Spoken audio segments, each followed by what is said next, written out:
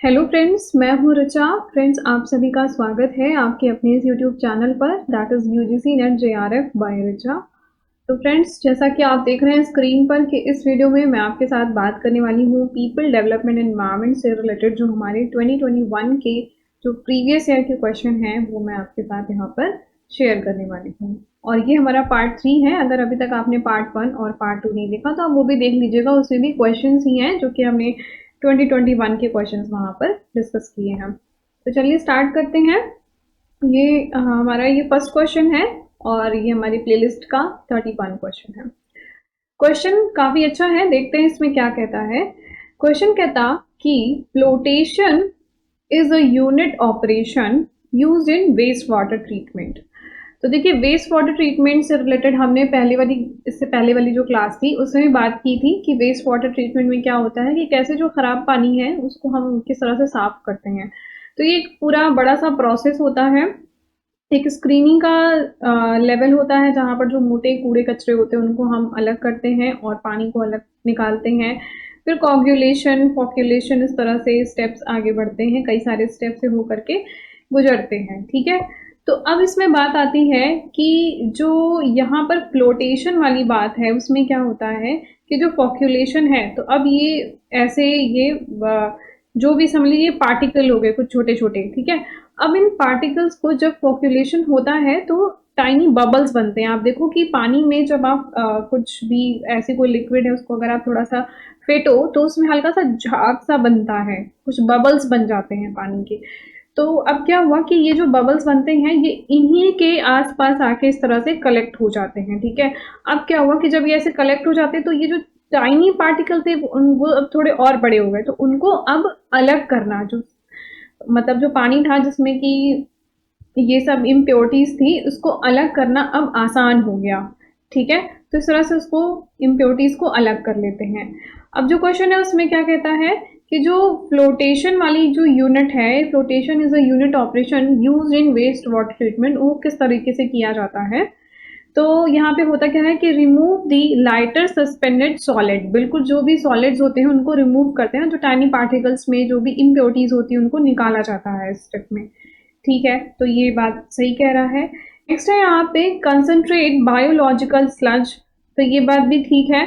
और फिर बोलता है कि removal of oil and grease, जो भी ऑयल या ग्रीस होते हैं ना, आप वो भी तो देखो कि पानी के ऊपर वाली लेयर में तैरते रहते हैं, या ड्रॉप आप डाल के देखो तो वो अलग से बूंद उनकी बन जाती है। तो इस स्टेप में उनको भी अलग कर लिया जाता है, ये बात भी सही है। ठीक है, और लास्ट में बोलता है कि remove the temporary hardness of water, तो जो हार्डनेस ऑफ वाटर है वो इस स्टेप में नहीं रिमूव की जाती है, उसके लिए अदर स्टेप्स होते हैं। ठीक है, तो ए बी सी ये भी थोड़ा सा कॉमन सेंस का ही क्वेश्चन है, बट ये एक जो फिगर मैंने आपको ये वाली दिखाई है ये आप ध्यान में रख सकते हैं कि किस तरह से प्रोसेस होता है। स्क्रीनिंग में क्या हुआ, मोटा कूड़ा कचरा निकालते हैं। पॉपुलेशन में जो छोटे छोटे इम्प्योरिटीज हैं उनको मतलब ऐसे जब यहाँ पर करते हैं, ऐसे इनको घुमाते हैं, ऐसे रोटेट करते हैं, तो यहाँ पर बबल्स बन जाते हैं और फिर इनको निकालना इजी हो जाता है। ठीक है, सो ये चीजें हैं, तो इसका आंसर फर्स्ट वाला हो जाएगा। Now move on next question कि हमारा 32 क्वेश्चन है। इसमें क्या कहता है, ये मैच द फॉलोइंग का क्वेश्चन है। लिस्ट 1 में दिया हुआ है ओजोन डिप्लीटिंग सब्सटेंस और उनके नाम दिए गए हैं। ठीक है, अब देखिए ये क्वेश्चन ना थोड़ा सा ट्रिकी हो सकता है जिनके लिए, जिन्होंने भी 9th में या 10th में अच्छे से साइंस पढ़ी होगी वो तो इस क्वेश्चन को बहुत ही आसानी से कर लेंगे, बट जिन्होंने नहीं पढ़ी है, यानी कि जिन्होंने केमिस्ट्री नहीं पढ़ी है 9th-10th में, उनके लिए थोड़ा सा डिफिकल्ट हो सकता है। पर मैं समझा देती हूँ यहाँ पर कि क्या बात है। देखिए 9th क्लास में क्या होता है कि एक पीरियोडिक टेबल पढ़ाई जाती है। ठीक है, उसमें क्या होता है कि अलग अलग एलिमेंट होते हैं, जैसे हम देखते हैं ना जगह जगह हाइड्रोजन को H लिख देते हैं, कार्बन को C लिख देते हैं, ऑक्सीजन को O लिख देते हैं। तो इस तरह की चीजें जो लिखाई जाती हैं, मतलब पढ़ाई जाती है, वो वही पीरियोडिक टेबल से आई हुई है। अब मैं समझा देती हूँ। पीरियोडिक टेबल में होता क्या है कि जो उसमें ना एक टेबल बनाई गई कि जो जो गैस है या हैलोजेंस है या जो भी चीजें हैं उनका जो पर्टिकुलर कैरेक्टरिस्टिक्स है उनको एक तरीके से क्लासिफाई कर दिया, कि उनको एक ग्रुप में रख दिया, दूसरे को दूसरे ग्रुप में रख दिया, एक एक ग्रुप उनका बना दिया। ठीक है, तो आपके जो ओजोन डिप्लीटिंग सब्सटेंस है उसमें हमने देखा होगा कि बार बार HFC, CFC इस तरह की बात होती है। ये जो ओजोन लेयर है हमारी स्ट्रेटोस्फेयर में, यहाँ पर ये ओजोन लेयर डिप्लीट हो रही है। HFC, CFC वगैरह जो हमारे AC से और भी एयर पॉल्यूशन हैं उनकी वजह से ओजोन होल हो रहे हैं, तो उनको ओजोन डिप्लीटिंग सब्सटेंस कहा गया। अब उनके नाम को यहाँ पे समझना है। तो एक चीज ध्यान रखनी है कि पीरियोडिक टेबल में एक हेलेंस का ग्रुप होता है, जिनको हैलोजेंस भी बोलते हैं और हेलेंस भी बोलते हैं, जहां पर क्या होता है, आप F से डिनोट करते हैं फ्लोरीन को, ठीक है, उसके आगे आता है क्लोरीन, फिर ब्रोमीन। ये तीन चीजें हैं जो कि आपको ध्यान में रखनी है, और इसका नाम, इसको बोलते हैं हेलेंस, ठीक है, यहां पर आप देख सकते हैं, ठीक है। तो इसी तरह से जो पीरियोडिक टेबल है उसमें अलग अलग ग्रुप बनाया गया, और एक ग्रुप होता है हेलेंस का, और ये आपको ये ध्यान में रखना है कि हेलेंस में फ्लोरीन, क्लोरीन और ब्रोमीन आते हैं। अब एक चीज और है कि जैसे यहाँ पर आप देखिए कि ये क्या है, CHF है, यानी कि C हो गया कार्बन, हाइड्रोजन और फ्लोरीन, ठीक है। यानी कि अब हमें इधर वाले जो लिस्ट 2 है इसमें मैच कराना है, जिसमें कि कार्बन, हाइड्रोजन और फ्लोरीन हो। तो ये वाला आप ग्रुप देखते हैं जिसमें हाइड्रोजन, फ्लोरीन और कार्बन, ये तीन चीजें हैं, और ये फर्स्ट वाला C से मैच करता है, ठीक है। नेक्स्ट मैं आपको एक ये चीज बता रही थी, जो हेलेंस वाला ग्रुप, इसमें क्या है कि जो कार्बन होता है ना, वो जब जुड़ता है तो वो 4 चीजों से जुड़ता है, ठीक है। उसके पास 4 खाली बॉन्ड होते हैं, 4 जगह से वो अटैच होता है। अब अगर एक कार्बन जो है यहाँ पर इसको अगर आप देखें कि ये एक कार्बन जो है इसके पास क्या है, 3 फ्लोरीन है और 1 ब्रोमीन है। तो यानी कि आप देख रहे हैं कि ये वाला जो ग्रुप है इसमें सबसे ज्यादा हाइड्रोजन्स हैं, यानी कि क्लोरीन है, फ्लोरीन है, कार्बन है, फ्लोरीन है और ब्रोमीन है, ठीक है। तो ये क्या होगा, it is a group of Helens. तो इसको हेलोजेंस या हेलेन से मैच करा देंगे, ठीक है। अब यहाँ पर आप देखिए जो बी वाला ऑप्शन है इसमें क्या है, कार्बन है, फ्लोरीन है, हाइड्रोजन है और क्लोरीन है। इधर जो लिस्ट 2 है उसमें नाम ढूंढिए जहां पे हाइड्रोजन, फ्लोरीन, क्लोरीन और कार्बन मिल जाए। तो हाइड्रोजन, कार्बन, फ्लोरीन और ये क्लोरीन मिल गया, ये चारों चीजें मिल गई। तो जो बी है उसको 1 से मैच करा दीजिए, ठीक है। अब यहाँ पे क्या है, C2F4 और Cl2, यानी कि कार्बन, फ्लोरीन और क्लोरीन, कार्बन, फ्लोरीन और क्लोरीन, जो कि C वाला है, तो C को आप 4 से मैच करा सकते हैं। यहाँ पे ये बात समझ में आई कि जो A है उसको हमने 3 से क्यों मैच कराया, और जो B है उसको 1 से, C को 4 से और D को 2 से। तो यहाँ पर आंसर कौन सा हो गया, सेकंड वाला। आई थिंक कि अभी ये चीज क्लियर हुई कि ये हेलेंस हैं। हेलेंस में आपको 3 चीजें ध्यान रखनी है, फ्लोरीन, क्लोरीन और ब्रोमीन, ठीक है, इनके नाम है। और इस तरह से यहाँ पर ये लिखा हुआ है, बस इतना ही कॉन्सेप्ट है। पूरा आपको पीरियोडिक टेबल और ये सब क्या है उतना वो सब जानने की जरूरत नहीं है, सिर्फ जो चीजें बताई गई हैं उतना आपको पूरा कॉन्सेप्ट मैंने यहाँ पे समझा दिया। तो इसका आंसर जो है बी हो जाएगा। नाउ नेक्स्ट क्वेश्चन, इसमें क्या कहता, a high amount of BOD यानी कि biochemical oxygen demand in water bodies represent. अब मैंने आपको बताया BOD क्या होता है कि जहां पर जितनी ज्यादा ऑक्सीजन की डिमांड हो रही है किसी इम्प्योरिटीज को डिसॉल्व करने के लिए या डिस्ट्रॉय करने के लिए, ठीक है। तो अगर हाई अमाउंट की जरूरत हो रही है, यानी कि हाई ऑक्सीजन की जरूरत हो रही है, और हाई ऑक्सीजन बताया था एरोबिक, एरोबिक मतलब हाई एनर्जी, ठीक है, हाई एनर्जी की जरूरत होगी। तो कहता कि इसका मतलब अगर ज्यादा ऑक्सीजन की जरूरत है तो क्या जो पानी है वो ज्यादा पॉल्यूटेड होगा। तो ये बात सही है कि जब हाई ऑक्सीजन की डिमांड होगी, यानी कि हाई एनर्जी की डिमांड हो रही है, यानी कि पॉल्यूशन उसमें ज्यादा है, उनको रिमूव करने के लिए ज्यादा ऑक्सीजन की जरूरत होगी। नेक्स्ट यहाँ पे है कि presence of large amount of organic material, ये भी बताया था कि जब हाई ऑक्सीजन की डिमांड होगी तो ज्यादा ऑर्गेनिक मटेरियल्स होंगे, तो ये स्टेटमेंट भी सही है। नेक्स्ट यहाँ पे बोलता है कि presence of good amount of dissolve oxygen, और नेक्स्ट है यहाँ पे सेवरली लिमिटेड एक्वेटिक लाइफ। तो यहाँ इस पानी में कैसी लाइफ होगी, बहुत ही लिमिटेड एक्वेटिक लाइफ होगी, क्योंकि यहाँ पर जो इम्प्योरिटीज हैं वो ज़्यादा है, तो मरीन लाइफ यहाँ पर ज़्यादा पॉसिबल नहीं है। तो ये चीज़ें होंगी, यानी कि ए, बी और डी, ए, बी और डी आपका ऑप्शन 4 में है। ठीक है, ये आपको बताया हुआ था मैंने कि अगर बीओडी का लेवल है, बीओडी अगर 1 से 2 के सिर्फ ज़रूरत होती है यानी कि पानी बहुत अच्छा है, अगर हाई बीओडी यानी कि मॉडरेट और क्लीन है, और अगर 6 to 9 की ज़रूरत होती है यानी कि ये पॉल्यूटेड है। जितना ज़्यादा बीओडी की ज़रूरत देखिए आप बढ़ती जा रही है, उस तरह से कितना ज़्यादा पॉल्यूशन होता जा रहा है। ठीक है, तो इस तरह की चीज़ें हैं, ये बताया था आपको कि जब ज़्यादा ऑक्सीजन की ज़रूरत हो रही है यानी कि हाई इम्प्योरिटीज़ हैं, इम्प्योरिटीज़ होगी, देखिए पानी में अगर इम्प्योरिटीज़ होगी ना, तो जीव जंतु भी ऐसे पानी में नहीं रह पाते हैं, उनको भी साफ पानी चाहिए होता है। ठीक है, तो इसलिए यहाँ पर लिमिटेड एक्वेटिक लाइफ होगी। तो यहाँ पर आंसर जो है वो 4th वाला हो जाएगा। आई थिंक ये समझ में आ गया होगा। सो देखते हैं नेक्स्ट क्वेश्चन, इसमें क्या कहता है। क्वेश्चन है कि which one of the following is a component of sewage treatment plant. इनमें से कौन सा ऐसा तरीका है जहां से सीवेज ट्रीटमेंट प्लांट को, मतलब जो सीवेज का पानी होता है उसको ट्रीटमेंट किया जा सकता है।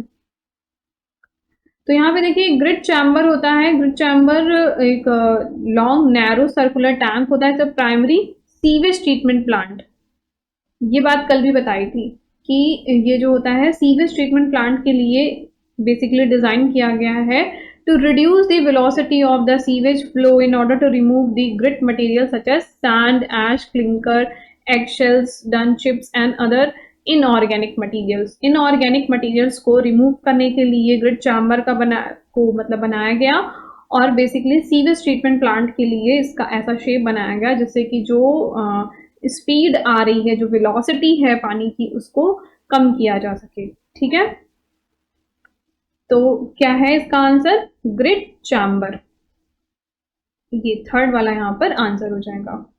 ठीक है, now move on next question which is 35 question. इसमें क्या है, 2 लिस्ट है, लिस्ट 1 लिस्ट 2। अब यहाँ पर लिस्ट 1 में क्या है, disaster management cycle component explanation.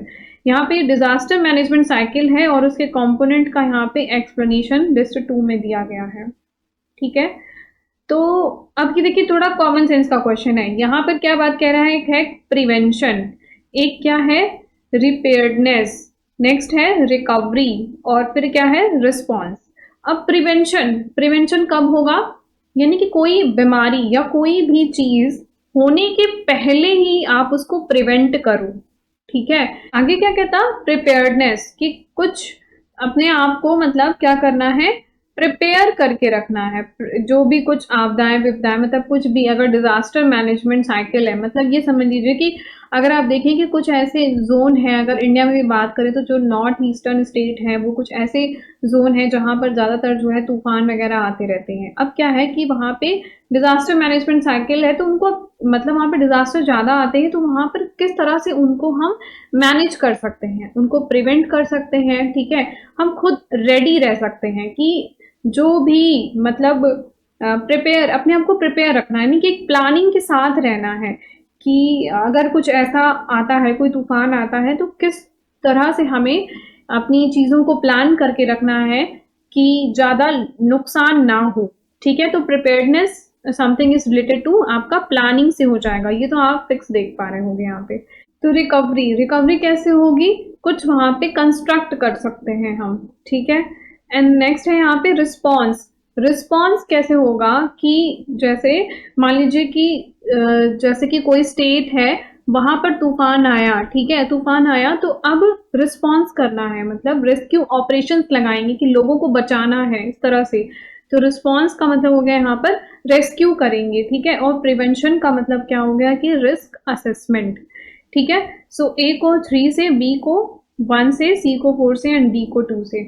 सो ये आपका ऑप्शन 2 में दिया हुआ है, सो यहाँ पर आंसर जो है वो 2 हो जाएगा। Now move on next question. इसमें क्या कहता है, असर्शन और रीजन का क्वेश्चन है। असर्शन कहता the decibel level for a given loudness may be different at different frequency in audible range। देखिए ये एक क्वेश्चन ऐसा है जहाँ पे डेसिबल लेवल और रेंज की बात कर रहा है। बस एक सिंपल स्टेप से आपको समझना है कि जो भी हम सुनते हैं, तो a listener can measure the frequency and perceive the loudness by any sound using the link between the hertz and decibel. तो ये तो हमको पता है कि जो भी जो यूनिट है मतलब साउंड की, उसको दो तरीके से मेजर किया जाता है, हर्ट्ज और डेसिबल में। और हम जो भी हम सुनते हैं उसी की तरह, जैसे अगर हमने लो वॉल्यूम में कोई बात सुनी या कोई सामने वाला धीरे बोल रहा होता है तो आप भी धीरे ही बोलते हो। तो जैसे आप जितना भी वॉल्यूम होता है डेसिबल और हर्ट्ज में अगर मैं मेजर करूं, तो आप उसी लेवल पे रिस्पॉन्ड भी करते हो। ठीक है। अब अब आगे क्या है यहाँ पे, जो ये हर्ट्ज और डेसिबल है इसको समझ लीजिए कि हर्ट्ज क्या होता है, क्योंकि ये आगे क्वेश्चन कभी भी एग्जाम में आ सकता है कि हर्ट्ज क्या है। तो हर्ट्ज एक यूनिट है, ठीक है, किस चीज को मेजर करने के लिए, फ्रीक्वेंसी और quantity of air pressure change vibration. ठीक है। डेसिबल क्या है, decibel are use to measure the change in air pressure cause by vibrating object. ये दोनों इंपॉर्टेंट पॉइंट मुझे लगे, ये मैंने यहाँ पे लिखा दिए, आप दोनों को ही लिख लीजिए कि हर्ट्ज से क्या मेजर करना है और डेसिबल से, और इसको याद कर लीजिए। और ये दोनों क्या है, ये दोनों ही लाउडनेस को मेजर करने की यूनिट है। ठीक है, ये चीज हो गई, यानी साउंड को मेजर करने की यूनिट है। जो क्वेश्चन है उसमें क्या कहता, the decibel level for the given loudness may be different at different frequency in Audible range. तो रेंज है बिल्कुल अलग अलग हो सकती है, 10 dB पे कुछ और सुनाई देगा, 20 dB पे कुछ और सुनाई देगा। ठीक है। इसका रीजन क्या देता, रीजन बोलता a human ear has a differential frequency response. बिल्कुल हम जिस हिसाब से सुनते हैं उसी हिसाब से हम रिस्पॉन्स भी करते हैं, ये रीजन भी एकदम सही है। ठीक है, तो रीजन भी सही है, एक्सप्लेनेशन भी सही है, तो यहाँ पर आंसर जो है वो फर्स्ट वाला हो जाएगा। Now move on next question. देखिए ये भी आपका जो साउंड है या नॉइज पोल्यूशन है उसी से रिलेट करता है। ये क्वेश्चन है, इसमें एक टेबल है वो आपको याद रखनी है। यहाँ पर क्या कहता है कि identify the correct sequence of the following noise indicators in descending order for their magnitude in urban area. यानी कि यहाँ पर ना ये जो ये लिखा हुआ है L10 ऐसे लिखा है, इसके सफिक्स में L90 और LEQ। ये जो LEQ है ना वो इक्वल की बात कर रहा है, इक्वल। ठीक है, तो अभी यहाँ पर ये समझिए कि ये जो नॉइज का लेवल होता है वो किस तरीके से, इसका एक ग्राफ बना हुआ है। ठीक है, अगर टाइम और साउंड के जो डीबी के रिस्पेक्ट में ग्राफ है, जहाँ पर आप देखते हैं कि जो साउंड का प्रेशर लेवल है वो एक तरीके से बढ़ रहा है, जिसको कि हम बताए थे अभी कि डीबी में मेजर करते हैं, तो उसको वाई एक्सिस पे रखा गया है और टाइम को एक्स एक्सिस पे रखा गया है। अब यहाँ पर आप ये देखिए कि इनिशियली जब कम होता है तो L90 पे जो लाउडनेस है वो सबसे कम होगी, और जैसे जैसे आप बढ़ेंगे वैसे वैसे जो है ये बढ़ता जाएगा। ठीक है, यानी कि 90 पे सबसे कम, और जैसे L10, ये देखिए ये उल्टा चल रहा है, यहाँ पे 90 फिर यहाँ पे 50 और ये 10। तो यानी कि ये चीज नोट करनी है आपको कि L10 जो होगा वहां पे मैक्सिमम नॉइस होगा या मैक्सिमम साउंड होगा। L50 यानी कि कह सकते हैं इक्वल टाइप का लेवल है जो बीच में आ रहा है, और L90। ये ग्राफ कॉपी में बना लीजिए, ये इंपॉर्टेंट है। यानी कि जैसे जैसे L जो सफिक्स में है वो घटेगा, नॉइस बढ़ेगा, बस ये बात ध्यान में रखनी है। ठीक है, तो अब इसको किस में लगाना है, इसको हमें डिक्रीजिंग ऑर्डर में लगाना है, यानी कि वो सबसे पहले जो सबसे बड़ा है, तो L10 सबसे बड़ा। ठीक है, फिर इक्वल वाला मान सकते हैं कि 50 के आसपास आएगा, तो ये इक्वल वाला लिख लिया, और फिर वो जो सबसे छोटा है तो L90 सबसे छोटा है। तो क्या होना चाहिए, फर्स्ट नंबर पे कौन आ जाएगा, ये, फिर ये सेकंड और ये थर्ड। ठीक है, तो A, C और B, A, C और B आपका ऑप्शन फर्स्ट में दिया हुआ है, तो यहाँ पर आंसर फर्स्ट वाला हो जाएगा। ठीक है, इसमें बहुत ही सिंपल सी बात है, उल्टा चलेगा। ठीक है, L जैसे जैसे प्रेशर कम होगा, मतलब आप यहाँ पर देखें, और वैसे वैसे जो है नॉइस लेवल आपका बढ़ेगा इस तरफ से, ये आप देखिए। ठीक है, 38 क्वेश्चन है, इसमें बोलता कि in agriculture region ground water can have significant concentration of which pollutants। तो देखिए जो ग्राउंड लेवल का वाटर है वहां पर उसकी बात कर रहा है तब जब एग्रीकल्चर लैंड हो, एग्रीकल्चर लैंड के नीचे जो भी हमारा ग्राउंड लेवल वाटर है वो बहुत ज्यादा, अगर वहां पे जो पॉल्यूशन आएगा वो कौन से टाइप के पॉल्यूटेंट वहां पर पाए जाएंगे? क्या लेड, कैमियम, कैडमियम, सेलिनियम और नाइट्रेट, इनमें से कौन सी चीज ज्यादा पाई जाएगी? तो मैं बता दूं आपको कि मोस्टली क्या होता है जहां पर जो एग्रीकल्चर लैंड होती है तो मोस्टली फार्मर्स क्या यूज करते हैं? फर्टिलाइजर्स का यूज करते हैं या फिर कीटाणुनाशक का यूज करते हैं। तो जो कॉमन फर्टिलाइजर है, फर्टिलाइजर तो लगभग आजकल हर कोई यूज करता है, तो जो फर्टिलाइजर है उसको यूज करने से होता क्या है? सॉइल पोल्यूशन भी होता है और वाटर पोल्यूशन भी होता है। ये सेम टाइप का कॉन्सेप्ट आपका प्रीवियस क्लास में भी आया हुआ है कि फर्टिलाइजर डालने से सॉइल पोल्यूशन भी होता है और वाटर में भी पोल्यूशन होता है। अब जो हम फर्टिलाइजर डाल रहे हैं वो कौन से फर्टिलाइजर बेसिकली यूज किए जाते हैं? नाइट्रोजन, फॉस्फोरस और पोटेशियम। तो इन्हीं की मात्रा ज्यादा पाई जाएगी कहां पर? सॉइल में भी ज्यादा इन्हीं का ही पॉल्यूटेंट्स होंगे, यही टाइप के, यानी कि नाइट्रोजन, फॉस्फोरस और पोटेशियम। और कौन से पाए और वाटर में भी यही ज्यादा पाए जाएंगे अगर पॉल्यूटेंट के तौर पे बात की जाए। ठीक है, तो जब भी आपको ऐसा क्वेश्चन आए तो इन तीनों में से पिक करना है, जो ऑप्शंस होंगे उनमें से इन तीनों को ढूंढना है कि कहाँ पे नाइट्रोजन, कहाँ पे फॉस्फोरस और पोटेशियम लिखा हुआ है। यही टाइप के जो है ये एग्रीकल्चर से और फर्टिलाइजर के रूप में यूज किए जाते हैं, इसीलिए इनसे जो है ज्यादा पॉल्यूशन होगा ग्राउंड लेवल वाटर का और सॉइल का भी, आप दोनों में यूज कर सकते हैं। तो नाइट्रोजन, फॉस्फोरस और पोटेशियम। अब देख लेते हैं इनमें से कौन सा है। नाइट्रोजन, फॉस्फोरस और पोटेशियम में से नाइट्रेट दिया हुआ है, तो नाइट्रेट भी नाइट्रोजन से ही बनता है। ठीक है, और यहाँ पर ऑप्शन कौन सा हो जाएगा? 4 वाला हो जाएगा। ठीक है, एक ये इमेज है जिससे आप समझ सकते हैं कि ये ग्राउंड लेवल का जो वाटर है वो भी पोल्यूट हो रहा है और जो सॉइल है वो भी पोल्यूट हो रही है क्योंकि हम फर्टिलाइजर का यूज करते हैं। ठीक है, so nitrate is the answer.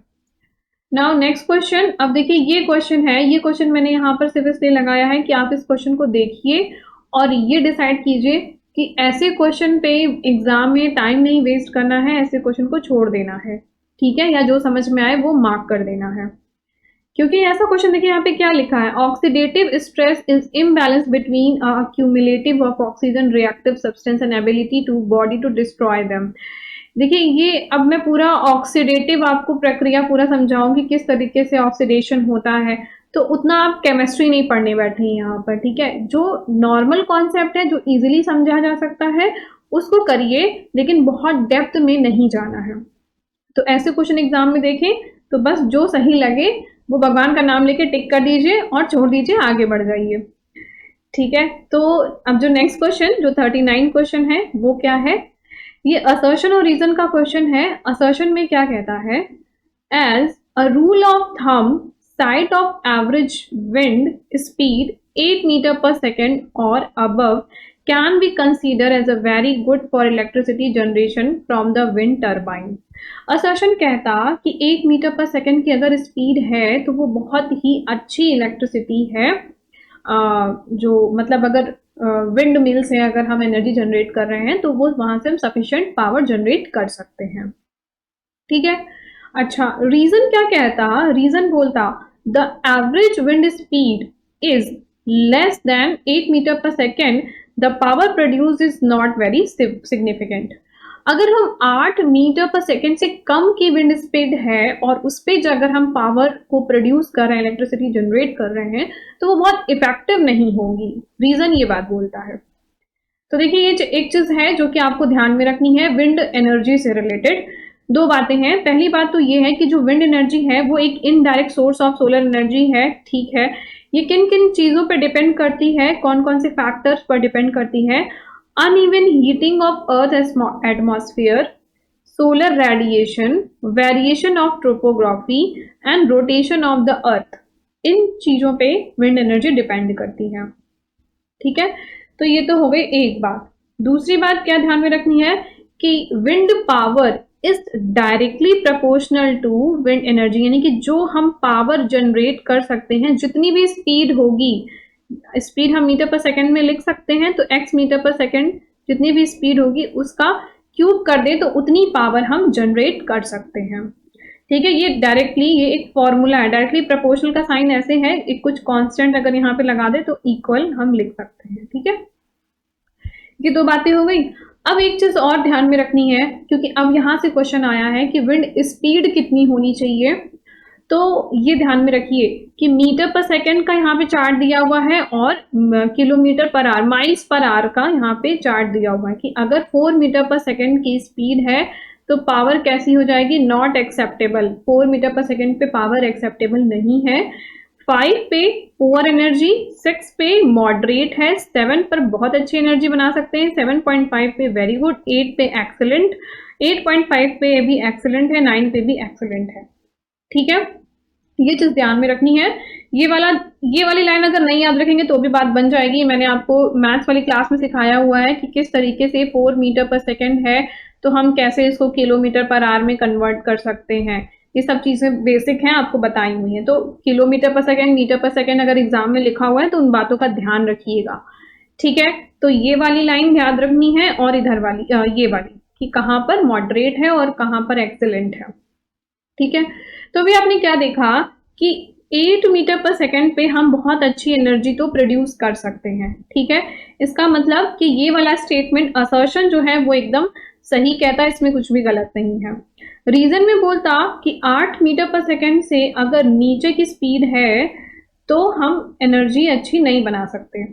तो 8 से कम 7.5 भी होता है, 7 भी होता है, 6 भी होता है।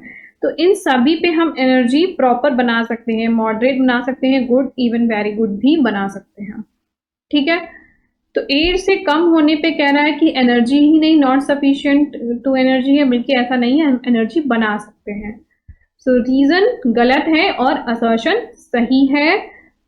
सो यहां पर आंसर कौन सा हो जाएगा, थर्ड वाला। ठीक है, so third is the answer.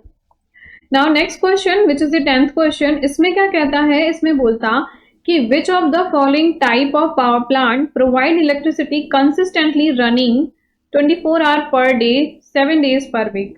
कह रहा इनमें से कौन सी टाइप की एनर्जी है, जो कौन सी टाइप का पावर प्लांट है जिससे हम एनर्जी बनाते हैं जिसको हम 24 घंटे चला सकते हैं। ठीक है, तो यहाँ पे सौर मतलब कि सोलर एनर्जी वो तो नहीं है, वो तो तभी होगा जब सन प्रेजेंट होगा, यानी कि जब धूप आएगी। विंड भी नहीं, ये इंडिपेंडेंट सोर्स ऑफ मतलब इंडिपेंडेंट सोर्स है सन का, तो वो भी उसी पर डिपेंड करता है। हाइड्रो भी नहीं होगा। ठीक है, तो जो जियोथर्मल एनर्जी है ये हम 24x7 बना सकते हैं। इस तरीके का जियोथर्मल का जो पावर प्लांट होता है वो इस तरीके का होता है। ये कैसी एनर्जी होती है, inside of the earth crust. ठीक है, ये धरती के अंदर जो हीट, जो एनर्जी होती है उससे बनाते हैं हम, जियोथर्मल एनर्जी उसका नाम है। ठीक है, तो यहाँ पे आंसर समझ में आ गया कौन सा होगा, फर्स्ट वाला, geothermal energy. Now next question, ये क्वेश्चन काफी मतलब अच्छा क्वेश्चन है, यहाँ से कई बार क्वेश्चन आते हैं, ये क्योटो प्रोटोकॉल से क्वेश्चन है आपका, काफी इंपॉर्टेंट टॉपिक है। इसमें बोलता कि which of the following green house gas basis were the target gases whose emission was to covered under the first commitment period of the Kyoto Protocol। Kyoto protocol के first commitment period में जो green house gas हो के emission पे जो बात की गई थी कि उनको हमें कम प्रोड्यूस करना है या उनके इमिशन को कंट्रोल करना है, तो इनमें से कौन सी ऐसी गैसेस हैं उनको हमें पिक करना है। तो क्योटो प्रोटोकॉल, ये इस पे कई सारे मतलब पॉइंट्स मैंने बताए हुए हैं आपको थ्योरी वाली क्लास में। क्योटो प्रोटोकॉल यहाँ पे क्या था, 2008 to 12 के लिए known as the Doha amendment, target to reduce the 5% green house gas की यहाँ पर बात की गई थी 8 से 12 में। फिर उसके बाद दोबारा भी आया था 12 से 20 में, फिर से टारगेट रखा गया था कि 18% तक रिड्यूस करना है। ठीक है, अब इनमें से कौन कौन सी गैसेस पे बात हुई है, तो बात हुई थी यहाँ पे कार्बन डाइऑक्साइड यानी कि CO2, मीथेन यानी कि CH4, नाइट्रस ऑक्साइड यानी कि N2O, सल्फर हेक्साफ्लोराइड SF6, ठीक है, HFC और PFC से रिलेटेड बात की गई थी। ठीक है, तो इसमें अब हमें पिक करना है कौन कौन सा है, कार्बन डाइऑक्साइड, नाइट्रोजन के ऑक्साइड्स और मीथेन। ठीक है, इन तीन चीजों को पिक करना है, यानी कि B, C और E। बी, सी और ई आपका ऑप्शन 4 में है, सो यहाँ पर आंसर 4 हो जाएगा। ठीक है, मुझे ऐसा लगता है कि आप लोगों को भी ये क्वेश्चन काफी इजीली बहुत अच्छे से याद होगा। नहीं याद है तो याद कर लीजिए, क्योंकि ये काफी ज्यादा इंपॉर्टेंट टॉपिक है। और अगर किसी को भी प्रॉब्लम है क्योटो प्रोटोकॉल से रिलेटेड, कोई भी टॉपिक ऐसा आ रहा है इसमें कि क्योटो प्रोटोकॉल में कब इमिशन की बात कितनी करी गई, क्या था क्या नहीं था, तो मैंने सेपरेट वीडियो बनाया हुआ है जिसमें सिर्फ और सिर्फ मैंने क्योटो प्रोटोकॉल से ही रिलेटेड बात की है। तो वो वाला वीडियो आप देख लीजिए, जिससे कि आपका डाउट इससे संबंधित कोई भी क्वेश्चन आए तो आप जरूर से सही कर पाए उसको, क्योंकि ये बहुत ही कॉमन टॉपिक है, एग्जाम में हर बार पूछा ही जाता है इससे क्वेश्चन। ठीक है, सो अब मूव ऑन करते हैं नेक्स्ट क्वेश्चन पे। इसमें क्या कहता है, क्वेश्चन असर्शन रीजन का है। असर्शन बोलता there has to be an integrated approach to achieve the target of sustainable development goal. कहता कि जो एसडीजी है वो एक इंटीग्रेटेड टारगेट है। इंटीग्रेटेड का मतलब समझते हैं, इंटीग्रेट करना, किसी चीज को कंबाइन करना। ठीक है, तो एक इंटीग्रेटेड टारगेट था एसडीजी का, यानी कि सस्टेनेबल डेवलपमेंट गोल एक अचानक से नहीं आया, ये बहुत ही टाइम से चीजों को करते करते करते हम यहाँ तक पहुंचे। बिल्कुल ठीक बात कह रहा है, क्योंकि आप देखिए तो पहले ये एमडीजी आए थे। ठीक है, एमडीजी आए थे, उसके बाद आपके एसडीजी आए। ठीक है, ये यहाँ से यहाँ पे कन्वर्ट हुआ छोटे छोटे टॉपिक पे, फिर यहाँ पर बात की गई आपकी एसडीजी में, जहाँ पे सस्टेनेबल डेवलपमेंट गोल है। तो ये इंटीग्रेटेड टॉपिक तो है ही है, ये बिल्कुल ठीक बात कहता। रीजन बोलता कि many of SDG are introduce. तो ये बात भी बिल्कुल ठीक है कि कई सारे एसडीजीज को इंट्रोड्यूस भी किया गया है, तो ये दोनों ही बातें बिल्कुल ठीक है। रीजन भी बिल्कुल सही कह रहा है, so both are correct and correct explanation भी दिया हुआ है। Now move on next question which is the 43 question. इसमें क्या कहता, असर्शन और रीजन का क्वेश्चन है। असर्शन बोलता कि mankind interact with earth has led to highly complex and diverse ecosystem is an to an increasingly degraded the environment. यानी कि बोलता है यहाँ पे कि जो मैनकाइंड है, जैसे जैसे हम लोग इंटरैक्ट हो रहे हैं अर्थ के साथ, एक highly complex and diverse ecosystem हम बनाते चले जा रहे हैं। आप देखें तो जैसे अगर मैं बहुत पुराने समय की बात करूं तो इतने ज़्यादा हम इलेक्ट्रिकल चीज़ों से नहीं मतलब जानते थे, अवेयर नहीं थे, इतनी सारी रिसर्च नहीं हुई थी। ठीक है, तो हम क्या था कि जो अर्थ का जो सिस्टम था, जो इकोसिस्टम था, उससे हम बहुत ज़्यादा कनेक्टेड थे। ठीक है, आए दिन हम कुछ ना कुछ बनाते चले जा रहे हैं, नई नई कॉम्बिनेशन, नई नई जो केमिस्ट्री लैब्स वगैरह जितनी भी चीज़ें आप देखें तो बहुत कुछ हमने बना डाला है। और ये जो नया नया चीज़ हमने बनाया, अगर हम सिर्फ एक छोटी सी चीज़ की बात करें कि पॉलीथीन की बात करें, तो जो हमने बनाया, अब आज ऐसा समय आ गया है कि हम उसको डिस्ट्रॉय नहीं कर पा रहे हैं, और उसके बल्क में आप जगह जगह ढेर देखते हो कि इतनी सारी पॉलीथीन इकट्ठा हो गई है। इवन होने के बाद भी हम उसके यूज को कम नहीं कर पा रहे हैं, हम एज इट इज यूज कर रहे हैं।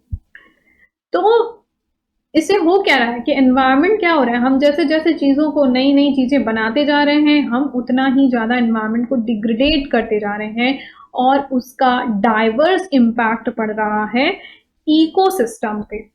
इकोसिस्टम क्या है, ये आपको पहली क्लास में, थ्योरी वाली पहली क्लास में बताया हुआ है कि इकोसिस्टम क्या हुआ, जो जो भी मतलब जो भी चीज बनी है इस इकोसिस्टम में, उस चीज को हम प्रॉपरली यहीं पे ही डिस्ट्रॉय कर ले जाएं तो वो उस इकोसिस्टम को डिस्टर्ब नहीं करती है। ठीक है, जैसे क्या हुआ कि अगर मैं बताऊं, जीव जंतु हैं। ठीक है, अब उनसे बनने वाली जो मेन्योर वगैरह होती है, जो खादें हैं या गैस, जो गाय का गोबर होता है, उससे क्या होता है कि कई कई सारी चीजें आप बना सकते हैं। ठीक है, उनको आप हीट की तरह भी यूज कर सकते हैं, फिर उनको डिस्ट्रॉय भी किया जा सकता है। तो वो क्या है, वो इस इकोसिस्टम का एक मैनेजेबल पार्ट है, जो कि इस इकोसिस्टम को डिस्ट्रॉय नहीं कर रहा है। यानी कि यहीं पे बना और यहीं पे प्रोड्यूस होने के बाद यहीं पे जो डिस्ट्रॉय खत्म भी हो जाए, वो इकोसिस्टम को खराब नहीं कर रहा, एनवायरमेंट को डिग्रेडेट नहीं कर रहा। लेकिन वो चीज जिसको डिस्ट्रॉय नहीं किया जा सकता, ठीक है, वो क्या हो रही है, वो इस एनवायरमेंट को, वो इस इकोसिस्टम को डिस्टर्ब कर रही है, इस एनवायरमेंट को खराब कर रही है। ठीक है, तो ये असर्शन बिल्कुल सही बात बोल रहा है कि हम लोग बहुत ही कॉम्प्लेक्स चीज़ें बनाते जा रहे हैं और इससे अर्थ का जो एनवायरनमेंट है वो डिग्रेडेट हो रहा है। रीजन बोलता कि many of the changes taking place in earth environment are irreversible. तो रीजन भी बिल्कुल सही बात बोल रहा है ना, क्योंकि हमने बहुत सारी ऐसे बदलाव कर डाले हैं जिनको कि अब जो है वो इरिवर्सिबल, उनको बदला नहीं जा सकता है। ठीक है, इतनी ज़्यादा मतलब चीज़ें बना डाली हैं कि अब जो बदलाव आ गया है अर्थ के एनवायरनमेंट में उसको हम रिवर्स बैक नहीं कर पा रहे हैं। तो ये भी बात बिल्कुल ठीक है, असर्शन और रीज़न दोनों ही सही है और सही सही एक्सप्लेनेशन भी दिया हुआ है। तो यहाँ पे आंसर फर्स्ट वाला हो जाएगा।